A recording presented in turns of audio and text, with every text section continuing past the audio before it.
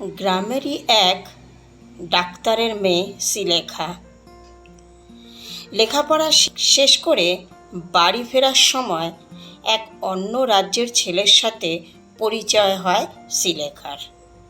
ট্রেনেই হয় পরিচয়। সেখান থেকেই দুজনের বন্ধুত্ব। তারপর আস্তে আস্তে আরও ঘনিষ্ঠ হয় ওরা। অবশেষে দুজন একদিন বিয়ে করে নেয়। শ্রীলেখা পেশায় একজন ফ্যাশন ডিজাইনার, আর ওর স্বামী একজন ব্যাংক কর্মী। বাবা মায়ের অমতে বিয়ে করার জন্য বাবা শ্রীলেখার স্বামীর নামে মামলা করেন। বেশ কিছু বছর মামলা চলতে থাকে। এদিকে গ্রামের লোকেরা শ্রীলেখাকে আর ওর বাবা মাকে হেয় করা শুরু করে। দেখতে দেখতে আরও বেশ কয়েক বছর কেটে গেল। ইতিমধ্যে শ্রীলেখা 3 সন্তানের মা হয়ে গেলেন। শ্রীলেখা আস্তে আস্তে বুঝতে পারে স্বামীর মধ্যে অনেক পরিবর্তন হয়েছে।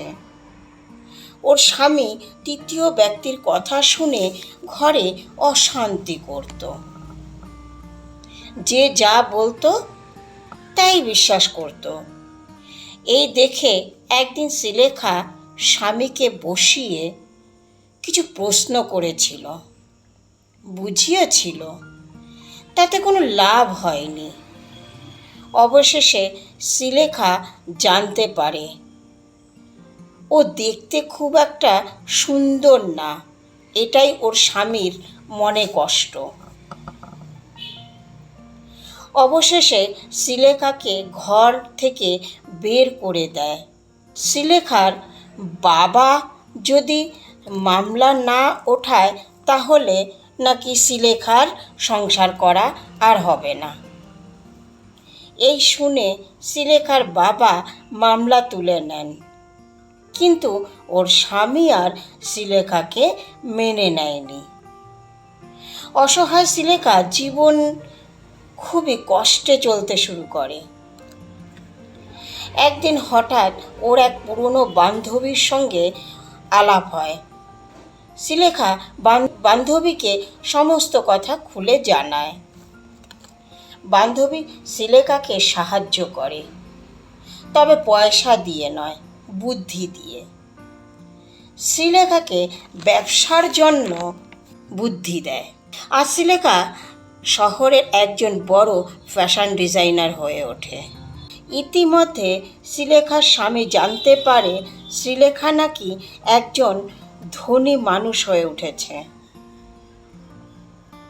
একদিন সময় করে শ্রীলেখার সাথে দেখা করে। সে জানায় শ্রীলেখাকে মানিয়ে নিতে চায়।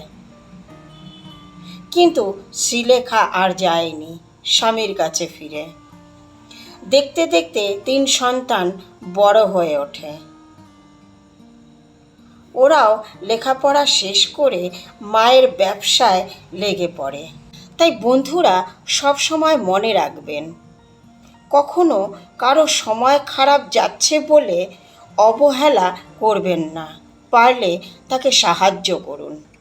কথাগুলো ভালো লাগলে একটা লাইক আশা করব। হাসিতে থাকুন, খুশিতে থাকুন। কলমে ও কণ্ঠে জয়া দে।